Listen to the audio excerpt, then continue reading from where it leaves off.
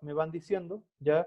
Recuerden entonces ir haciendo el diagnóstico, es importante que lo hagan para ver cómo están, ya con el objetivo, ¿ya? Así que tienen hasta el viernes para realizarlo, así que lo invito a realizarlo, ¿ya? Muy bien. Como les decía, vamos a continuar ahora con esta segunda parte de la clase, que es de comprensión lectora, ¿ya? Cualquier duda me van diciendo, ¿ya? Bien. Nosotros la semana pasada revisamos alguna estrategia de comprensión lectora. Ahora vamos a revisar algunos malos hábitos lectores, ¿ya? Que a lo mejor a ustedes sí le ha pasado. Por ejemplo, la lectura mecánica. Muchas veces leemos así como de forma automática, sin embargo, realmente estamos comprendiendo, ¿ya? La invitación es a que realmente uno siempre se haga preguntas en relación a lo que lee, no solamente, no solamente leer, leer por leer, ya siempre toda lectura tiene un propósito, así que la lectura mecánica usted no lo haga. Respecto a la lectura literal, que es solamente leer tal cual está en el texto, tampoco nos sirve. ¿Por qué? Porque todo texto implica una comprensión. Muchas veces los textos tienen un significado oculto o algo que hay más allá de lo literal, entonces que ustedes tienen que deducir, inferir, ¿cierto? Interpretar, y eso se logra haciendo una lectura más completa, más comprensiva, no una lectura literal. ¿Ya?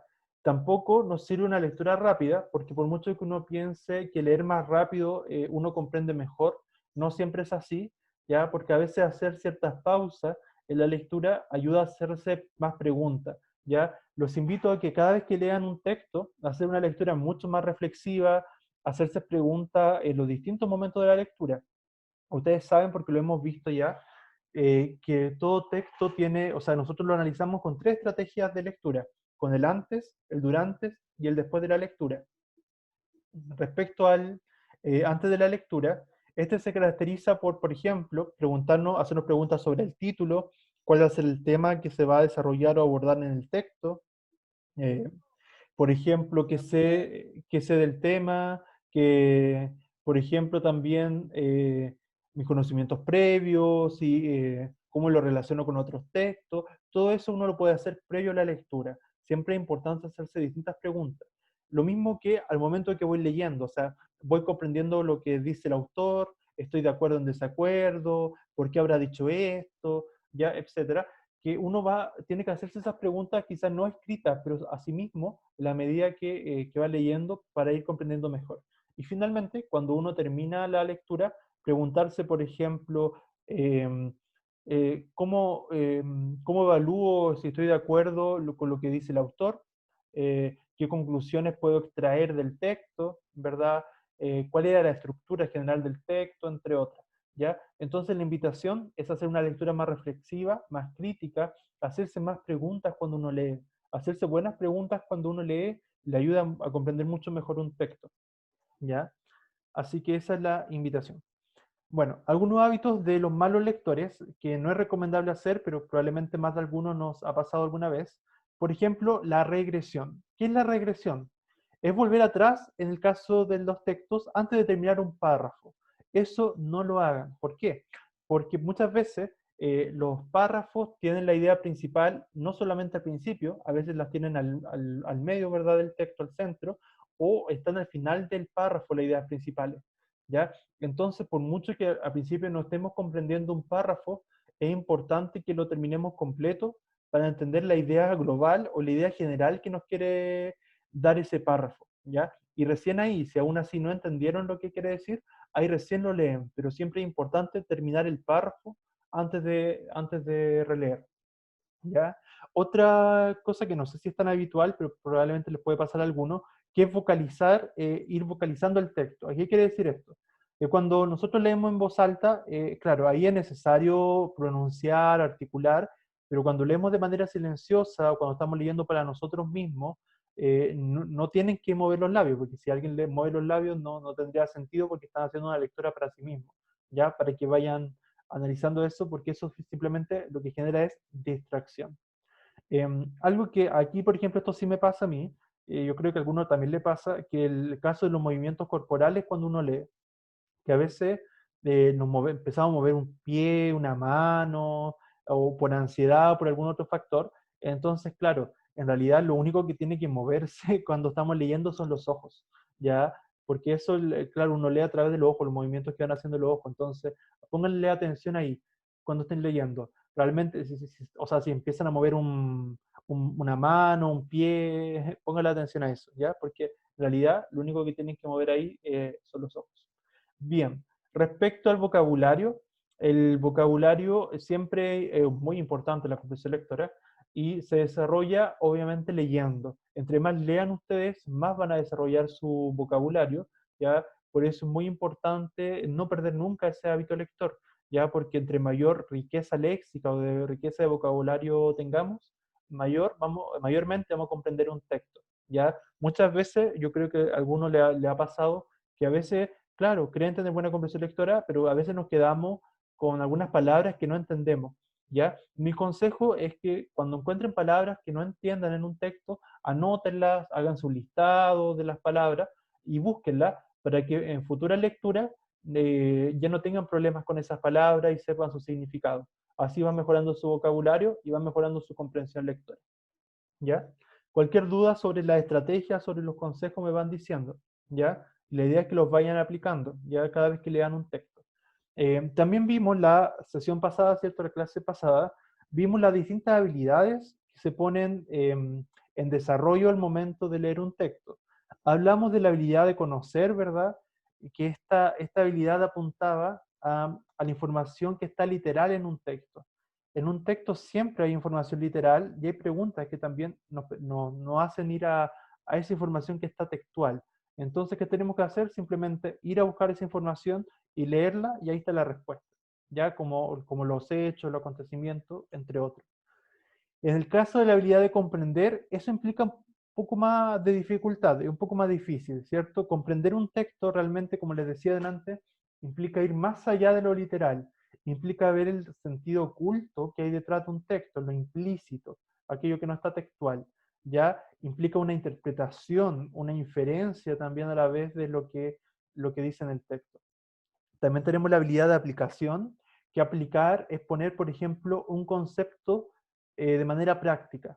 Ya, por ejemplo, en ciencias o en matemática o en cualquier área, cuando tengan que aplicar, ¿verdad?, un concepto, por ejemplo, le hacen una pregunta, supongamos, de termodinámica, o un concepto de biología, o están viendo las células, o etcétera, y tienen que aplicar esa información y el texto se relaciona con eso, ahí están usando la habilidad de aplicación, ¿ya? Lo mismo el lenguaje cuando le preguntan tipo de texto, cuando le preguntan por el tipo de narrador, etcétera, ¿ya? Respecto a la habilidad de analizar, el análisis implica siempre ir a las distintas partes de un texto. Analizar implica cómo yo relaciono lo que dice, por ejemplo, en el primer párrafo con el segundo con el tercero, el primero con el último, cómo se relaciona el párrafo X con toda la idea principal del párrafo del texto completo, ¿ya? El análisis siempre implica relacionar distintas partes de un texto, ¿ya? Porque un buen texto siempre es coherente y cohesionado y por lo mismo es completo, ¿ya? Y la síntesis, como el nombre lo dice, apunta también a un resumen, ¿ya? Pero un buen resumen, como vimos, una buena síntesis, siempre se centra en las ideas principales de un texto, en lo más importante, ¿ya? No me sirve sintetizar la idea secundaria porque eso es más irrelevante, sino centrarnos simplemente en lo principal, ¿ya? Eso es importante. Y por último, una de las habilidades que a veces más cuesta es la de evaluar. Evaluar, como el nombre lo dice, es dar un juicio de valor, dar una opinión sobre el texto, sobre lo leído, ¿ya? Pero esa opinión siempre es fundamentada. ¿Y cómo la fundamentamos? Con las marcas del texto, con las pistas del texto, es decir, con palabras clave del texto, nos permite saber cuál es la idea principal, nos permite justificar si estamos de acuerdo o en desacuerdo con el texto, o cuál fue el planteamiento, la idea que el autor quiso dar a conocer. ¿Alguna duda hasta acá con los tipos de habilidades? ¿Les va quedando más claro cómo identificar las habilidades o no? ¿O ya lo manejaban o ahora les queda más claro? Las vamos a ir aplicando, ¿ya? Ya, gracias. Las vamos a ir aplicando ahora, ¿ya? Bien, vamos a revisar la primera habilidad, la vamos a revisar en un poema, ¿ya? Que era la habilidad de recuperar información explícita o textual en un texto, ¿ya? que en este caso, por ejemplo, apunta a extraer datos concretos, hechos, nombres, definiciones, etcétera, o la estructura de un texto, si es texto expositivo, argumentativo, literario, etcétera. O sea, lo que está textual, lo que podemos ver a primera vista. ¿Ya? Dice así este poema de Calderón de la Barca, La vida es sueño.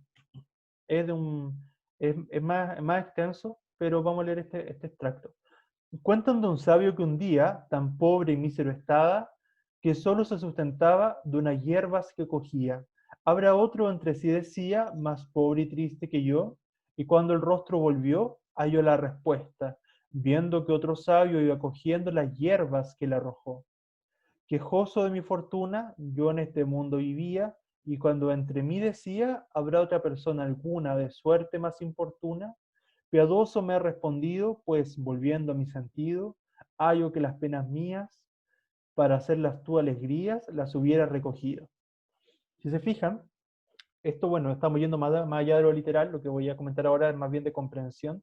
Entonces, si se fijan, el tema tiene que ver, ¿verdad?, con este hombre sabio que se da cuenta de que en realidad él no era el que más sufría, que siempre así como hay personas que sufren más que nosotros, o sea, perdón, que sufren menos que nosotros, que les va mucho mejor, hay personas que a veces están sufriendo más que nosotros, que pasan por situaciones más difíciles.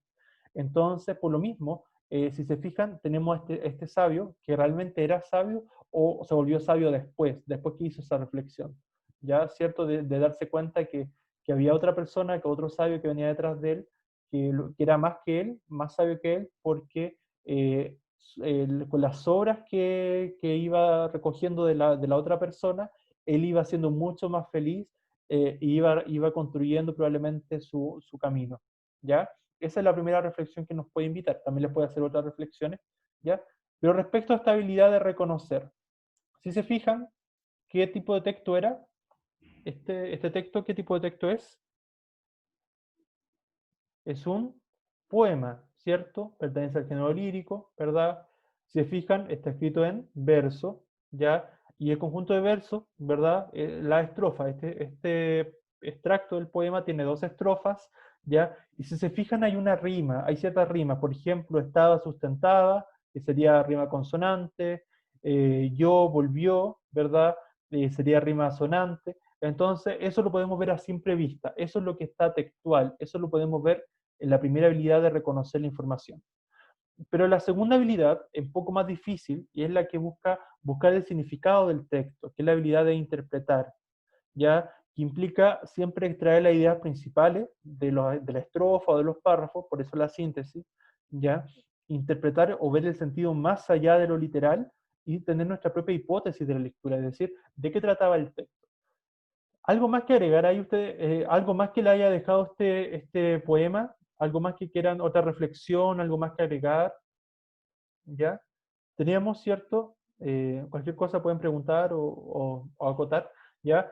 ¿Cierto? Teníamos en la primera parte de la estrofa este sabio que era pobre y que estaba triste, ¿ya? Pero detrás de él había un sabio más triste y más pobre todavía que iba recogiendo las hierbas, ¿cierto? Que iba dejando este otro sabio, ¿ya? Pero el primer sabio miró hacia atrás y vio que ese sabio que venía detrás de él se veía más triste, sin embargo, o sea, perdón, o sea, que él creía que estaba más triste, pero no estaba tan triste porque él también iba recogiendo las hierbas que botaba el otro. Entonces, la reflexión que nos deja, como les decía, era que a veces nosotros nos quejamos de nuestros problemas, de nuestras dificultades, pero no olvidamos que a veces hay personas que sufren más que nosotros, ¿ya? O que en peor situación que nosotros, también le sacan mucho más partido, son mucho más felices, porque tienen menos, pero sin embargo con eso que tienen logran hacer mucho más, ¿ya? También, por ejemplo, la segunda estrofa solo se entiende si está la primera. ¿Por qué? Porque tenemos, ¿verdad?, que estaba uno de los sabios, ahí introduce el segundo sabio, ¿verdad?, y que habla de la mala suerte que tenía el primer sabio, y luego, ¿verdad?, cómo se relacionan los dos sabios, y ahí se genera el aprendizaje y la reflexión. Bien, ¿qué debemos hacer para comprender un texto? Fijarse siempre que el texto me sea coherente, que tenga un sentido, que el texto me haga sentido. ¿Ya? Eso implica la comprensión lectora. que el texto te haga sentido, que algo te deje, un mensaje, que se entienda lo que quiso decir el autor, ya poder reflexionar o meditar en torno a lo que yo conozco sobre el tema. Por ejemplo, si estamos leyendo poesía, como en este caso, ¿qué conozco yo de la poesía? ¿Qué conozco yo de Calderón de la Barca, por ejemplo, que es un autor del siglo de oro, etcétera? Entonces ahí tienen cierta forma de escritura. Las estrategias siempre son importantes, hacer estas preguntas que les decía son siempre muy importantes. Bien, y finalmente la comprensión, acá veíamos que la primera historia entonces servía para ejemplificar la segunda. ¿Ya? Muy bien.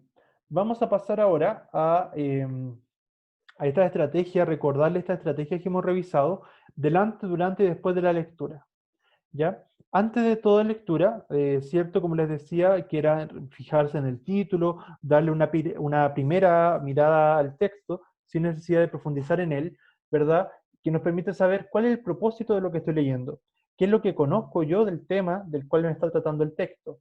Por ejemplo, un texto que habla del viaje, un texto que habla del amor, qué conozco yo sobre esos temas, qué pienso, qué he leído, etcétera, qué he visto, qué películas, etcétera. Siempre relacionar, ¿verdad? Relacionar es súper importante para comprender mejor un texto.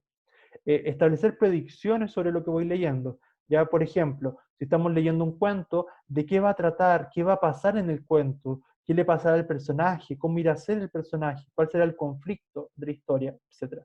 Hacerse preguntas en todo momento, o sea, nunca dejen de hacerse preguntas en relación a lo que van leyendo. En la segunda estrategia, el durante la lectura, que es en la medida que nosotros vamos leyendo el texto, tenemos que ver qué conocimientos previos nosotros aportamos a esa lectura y cómo lo relacionamos con lo que vamos leyendo. Establecer inferencias también, deducciones de lo que va haciendo el X personaje a lo largo de la historia, qué le va a pasar, cómo se relaciona con el antagonista, ir comprobando nuestra comprensión, es decir, voy comprendiendo lo que se va diciendo, recapitular o reflexionar, volver, si algo no quedó claro, volver al párrafo anterior o a la idea anterior, ir tomando ciertas decisiones si es que vamos viendo que no nos va quedando claro, ver por qué no nos está quedando claro lo que estamos leyendo, si hay alguna palabra que desconozcamos, etc.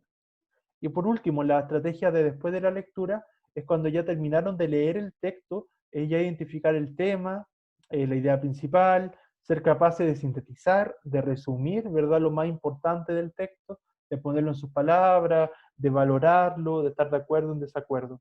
¿Alguna duda con las estrategias de lectura? ¿Quedó claro? ¿O hay alguna duda todavía? ¿Las ocupan? ¿Les gusta esto de las estrategias de lectura? ¿No la ocupaban? ¿Las van a empezar a ocupar? ¿Qué piensan de la estrategia de lectura? Chicos, niñas, niños, ¿qué piensan de la estrategia de lectura? ¿La ocupan o no? ¿La ocupan? Voy a empezar a mejorar con Mm. esto. Ah, ya, ojalá, ya eso, esa es la idea, que las vayan ocupando, que la usen, ya. Este material ya está disponible en el Classroom, ya, para que lo tengan ahí, lo descarguen, lo ocupen cuando lo ocupen, o sea, cuando lo vean necesario, ya, cuando tengan alguna dificultad con lo que van leyendo, lo pueden ocupar en cualquier momento, ya, ahí está disponible, ya. Bien, vamos a seguir con el siguiente texto, ya, que es un cuento, un microcuento de Oscar Wilde, que se llama el reflejo. Como les decía, vamos a ir ocupando esta estrategia. La estrategia de antes de la lectura implica, ¿cierto?, hacerse preguntas sobre el título. ¿Qué les dice el título del reflejo? ¿De qué creen que va a tratar este microcuento, este cuento? ¿De qué irá a tratar? Por el título, ¿de qué creen que va a tratar? Un reflejo, ¿cierto? Es cuando alguien busca verse en otra cosa. Por ejemplo, uno se puede reflejar en un espejo, ¿cierto? Pero hay otras cosas en las que uno se puede reflejar, además de un espejo, o solamente nos podemos reflejar en un espejo. También, por El ejemplo, agua, el agua. el agua, ¿cierto? Muy bien. Cuando uno se mira en el, no sé si han ido a la playa alguna vez, algún río, o han visto el mar, claro, uno puede mirarse y ver su reflejo, justamente. Y como bien dice el compañero, ¿verdad? Acá va a hablar de eso, va a hablar del reflejo en una fuente de agua, ¿ya? Y además, si se fijan, hay algunas palabras que sobresalen, como la palabra narciso. ¿Les suena Narciso? ¿Han escuchado del mito de Narciso, o no? Del mito griego de Sí, Narciso. ¿De qué sí. trataba el mito de Narciso? ¿Qué dice el mito de Narciso, o lo que conozcan de él? Que algo de que se miró en el reflejo y se enamoró de sí mismo y se ahogó. Exacto, súper bien, eso es.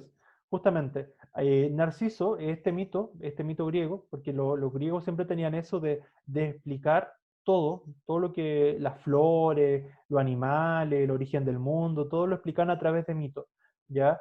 El narciso es una flor, ¿ya? Es una flor, pero esa flor es una flor muy, muy bella, muy bonita, y claro, los griegos para explicar el origen de esa flor inventaron este mito del narciso que esa flor después de que Narciso se ahogó, después de mirar su reflejo, de buscar su reflejo, esa flor nació en el lugar en que Narciso se murió. ¿Ya? Entonces, ya sabemos que este texto se relaciona con eso, y ahí ya lo relacionamos con la fuente de agua, ¿verdad? El reflejo. Sin embargo, Oscar Wilde es un autor mucho más contemporáneo, ya relacionado a los griegos, por lejos. Entonces, en realidad lo que va a hacer, va a ocupar una técnica que se llama intertextualidad. ¿Y qué es la intertextualidad? La intertextualidad es la relación que hay entre un texto con otro.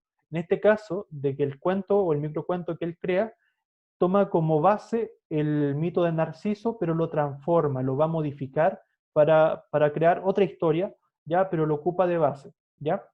También nos pasa cuando vemos películas. Cuando vemos películas que se basaron en un libro o en un libro que surge a partir de una película o una canción que surge a partir de una película, etcétera, eso también se llama intertextualidad. La intertextualidad no es solamente entre textos, ¿ya? Pero veamos lo que nos dice este texto. Dice el reflejo. Cuando murió Narciso, las flores de los campos quedaron desoladas y solicitaron al río gotas de agua para llorarlo. Oh, le respondió el río, aun cuando todas mis gotas de agua se conviertan en lágrimas, no tendría suficientes para llorar yo mismo a Narciso. Yo lo amaba. Oh, prosiguieron las flores de los campos. ¿Cómo no ibas a amar a Narciso? Era hermoso. ¿Era hermoso? Preguntó el río. ¿Y quién mejor que tú para saberlo? Dijeron las flores. Todos los días se inclinaba sobre tu ribazo, contemplaban tus aguas su belleza. Sí, sí, perdón, si yo lo amaba, respondió el río, es porque cuando se inclinaba sobre mí, veía yo en sus ojos el reflejo de mis aguas. Acá, ¿cierto? Dice, nos puede dejar altos mensajes, pero a ver, quiero escucharlo a ustedes. ¿Qué les deja este cuento? ¿Qué sensación les deja? ¿O qué les dejó? ¿Cierto? Cambia un poco la historia, ¿verdad? Porque el Es Narciso, lo contrario. claro, porque Narciso era el que se enamoraba de sí mismo, pero acá en realidad el río, por así decirlo, era otro Narciso más, ¿cierto? ¿Por qué? Porque nosotros siempre hablamos de Narciso, se ocupa con una persona eh, como que le dicen narcisista, ¿cierto? Cuando está como siempre muy pretenciosa, cuando piensa en sí misma todo el tiempo, ¿verdad? Bueno, el río acá también podríamos decir que era un narciso porque en realidad estaba enamorado, pero de su reflejo, porque él se reflejaba en los ojos de Narciso. No es que tuviera, no que le gustara Narciso como a las flores. Además, también tiene como una característica de fábula este texto, porque las flores y los ríos hablan. Entonces, claro, eso es propio de las fábulas también. ¿Ya? Entonces es un microcuento, pero más bien con características de fábula. Bien, antes de comprender el texto, entonces habíamos dicho que era buscar el propósito, ¿verdad? Que era una actualización, pero si vemos que tiene un microcuento como con una fábula, la intención del autor, el propósito tiene que ver justamente con eso, con la enseñanza que nos deja, ¿cierto? Ya ahí tenemos que buscar cuál es la enseñanza que nos quiere dejar a través, o la reflexión que nos quiere dejar a través de este texto. ¿Ya? ¿Activamos conocimientos previos? Sí, lo relacionamos el título con el reflejo, relacionamos también el mito de Narciso, establecimos predicciones, sí, al hacernos preguntas antes de leer el texto, y nos fuimos haciendo preguntas a lo largo del texto, así que estábamos bien. Bien, marcas textuales. Esto es súper importante porque nos ayuda a saber e identificar palabras clave en el texto que nos ayuda a comprender la idea principal o cuál es la reflexión del texto en este caso. Por ejemplo, las dos exclamaciones del río y las de las flores, ¿verdad? Y esta pregunta que se hace el río de si era hermoso. Esas exclamaciones era porque, claro, porque las flores admiraban a Narciso y obviamente eh, perdón, el río exclama primero porque se le produce un desacuerdo en relación a las flores, porque las flores creían que Narciso era hermoso, pero el río en realidad pensaba que él era hermoso. Después son las flores las que exclaman, porque ahí el río le cuenta que en realidad él se amaba a sí mismo, no a las flores, o sea, no a Narciso. Y después se preguntaba si realmente era hermoso o no. Bien, como les decía, nosotros ya habíamos comentado quién era Narciso. Era este joven, ¿verdad?, de apariencia hermosa, que todas las doncellas, las mujeres se enamoraban de él, pero este las rechazaba todas. ¿Ya? ¿Y qué decía el mito de Narciso? Que él se había enamorado de su propia imagen, reflejada en una fuente de un río, y que en esa contemplación acabó arrojándose a las aguas para estar consigo mismo, o sea, para estar con su reflejo. En el sitio donde el cuerpo había caído, creció esta hermosa flor que fue llamada Narciso, ¿verdad?, en memoria de él. Eso es lo que dice el mito. ¿Ya? Bien, respecto a la lectura, durante la lectura, nosotros, ¿verdad? Dijimos que este cuento habla acerca de un río vanidoso que era tan vanidoso como Narciso. Esa es la relación que establecimos entre el personaje que es el río y el mito. ¿Ya? Claro, y que él estaba enamorado de Narciso o de él, ¿verdad? Porque, claro, porque se había reflejado en sus ojos, ¿verdad? Entonces, ¿eso cómo lo podemos ir comprobando? A través de las marcas textuales que revisamos recién, ¿ya? Y finalmente, que nosotros como reflexión final, después de haber leído el texto, nos damos cuenta que era una intertextualidad, ¿cierto? Como habíamos dicho, en relación al mito de Narciso, y que además le da una nueva interpretación. La intertextualidad siempre nos dice eso, siempre interpreta mejor lo que dice. O sea, perdón, reinterpreta un mito, reinterpreta algo, ¿ya? Bien. Respecto a la primera pregunta que aparece acá, ¿cuál es el sentido del término desoladas en el contexto del primer párrafo? Si se van al primer párrafo, el texto dice, cuando murió Narciso, las flores de los campos quedaron desoladas y solicitaron al río gotas de agua para llorarlo. O sea, las flores estuvieron muy tristes, ¿verdad? Tan tristes que querían llorar a Narciso por su muerte y le piden al río que les dé gotas de agua, ¿ya? Entonces, teniendo en cuenta eso, la palabra desoladas significa desiertas, afligidas, solitarias, moribundas o agónicas. ¿Qué creen ustedes? Desiertas porque no había nadie que las acompañara, afligidas porque sintieron mucha tristeza por la partida de Narciso, solitarias porque sin Narciso las flores se sentirían abandonadas junto al río, moribundas porque la pena por la muerte de Narciso terminaría matándolas, o agónicas, porque la pena era tan grande que las hizo sentir próximas a marchitarse. ¿Cuál será la respuesta correcta ahí? Desierta, afligidas, Afligidas. afligidas, ¿están de acuerdo los demás? ¿Qué piensan? ¿Ya? Bien, justamente, bien, súper bien. Era afligida, ¿verdad? Porque como decíamos, estaban tristes por la muerte de Narciso, ¿ya? Desiertas no podía ser porque en realidad si había alguien que la acompañaba, que era el río. Solitarias porque sin Narciso las flores se sentirían abandonadas junto al río. No podemos, o sea, podemos decir que ellas tenían ese sentimiento de abandono, sí, pero solitarias en sí mismas no estaban, ¿ya? Porque como les decía, igual estaban acompañadas, así que tampoco, porque tenían al río al lado moribundas porque la pena por la muerte de Narciso terminaría matándola. En ningún momento se dicen que las flores estaban muriendo, estaban marchitándose, así que moribunda y agónica no podía ser. Muy bien. La siguiente pregunta, y con esta ya vamos cerrando la clase, ¿qué relación tiene el título con la historia? ¿Se refiere a cómo deseamos reflejarnos en personas hermosas? B. Saluda al hecho de que lo que amamos es el reflejo de nosotros mismos. C. Saluda que la obsesión por nuestro reflejo nos puede provocar perjuicios. D. Se refiere a que la hermosura de una persona se puede reflejar en toda la naturaleza. O E. Se refiere a que lo único que conocemos de las cosas es lo que reflejan de nosotros. ¿Cuál será la correcta ahí? ¿Cuál creen que es la correcta? De la relación del título con la historia. ¿Cuál será la correcta?